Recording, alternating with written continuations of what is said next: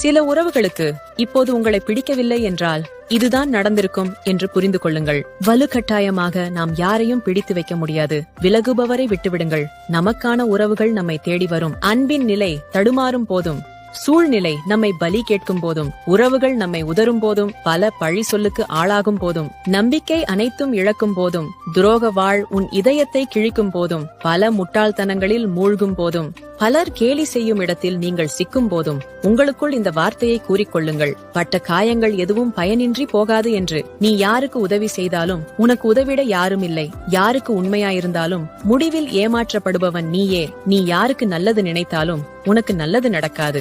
நன்றி இல்லாத மனிதர்களிடத்தில் நன்றியை எதிர்பார்க்காதே. நீ உனக்காயிரு. நீயாக இரு. ஒருவரின் சுயலாபத்திற்காக மட்டுமே நாம் பயன்படுத்தப்பட்டிருக்கிறோம் என தெரிய வரும்போது இருக்கிற மனநிலை மிகவும் கொடியது. பிறருக்கு தேவைப்படும் போது நல்லவர்களாக தெரியும் நாம் தான் அவர்களது தேவைகள் முடிந்தவுடன் கெட்டவர்களாகி விடுகின்றோம். ஒருவருக்கு நம்மை இப்போதெல்லாம் பிடிக்கவில்லை என்றால் பெரும்பாலும் நம்மிடம் அவருக்கான தேவைகள் முடிந்துவிட்டு